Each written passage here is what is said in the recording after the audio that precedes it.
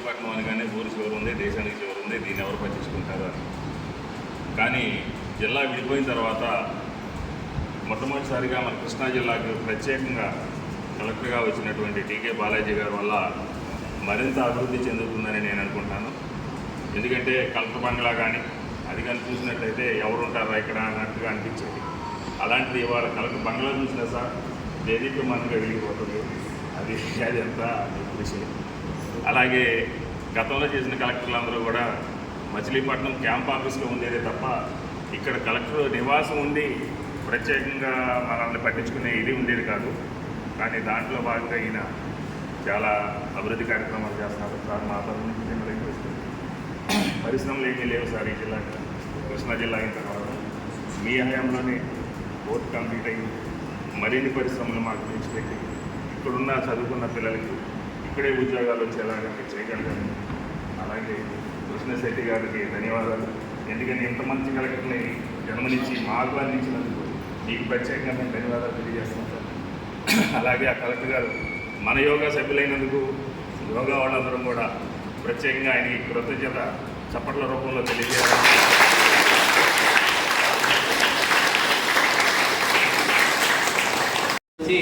సుమారుగా 96లో నేను ఎంటర్ అయ్యాను. అప్పటి నుంచి ఒక 2000 దాకా సరిగ్గా వెళ్ళేవాడిని కాదు.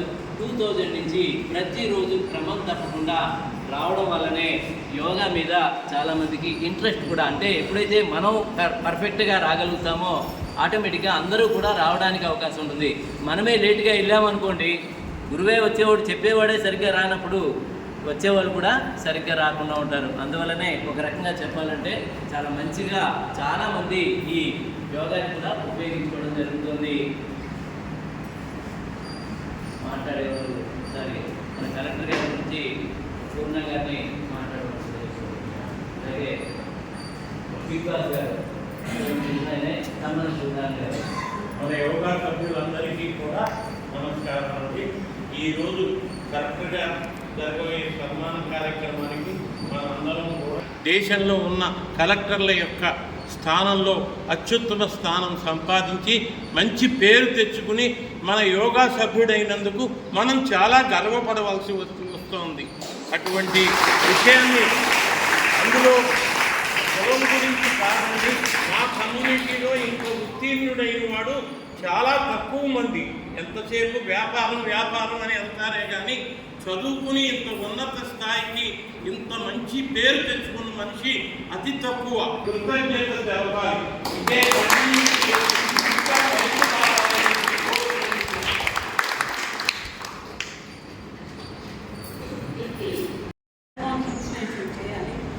చాలా నేర్చుకోవాలని చూసి హ్యాపీగా ఉంది. మచిలీపట్నానికి డిసిప్లిన్, టైం మెయింటెనెన్స్, అన్ని హార్డ్ వర్క్ అన్నీ ఆయన చూసి నేర్చుకోవాలని కోరుకుంటున్నాను. మచిలీపట్నానికి సేవా కార్యక్రమాలు బాగా చేస్తున్నారు. స్వచ్ఛ సంస్థ అవన్నీ కూడా బాగా చేస్తున్నారు. మా ఇంటి ముందు కూడా బాగా చేశారు. ఎక్కడ కూడా అసలు చేస్తారు.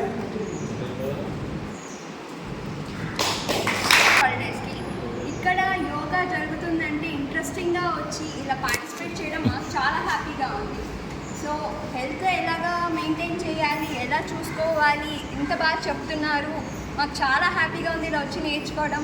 అండ్ ఇలా సమ్మర్ వెకేషన్స్లో ఇలా ఇంతమంది జాయిన్ అవ్వి ఇంతమంది ఉండడం, it is so happy to be part of this yoga session. I'm so happy. Thank you everyone.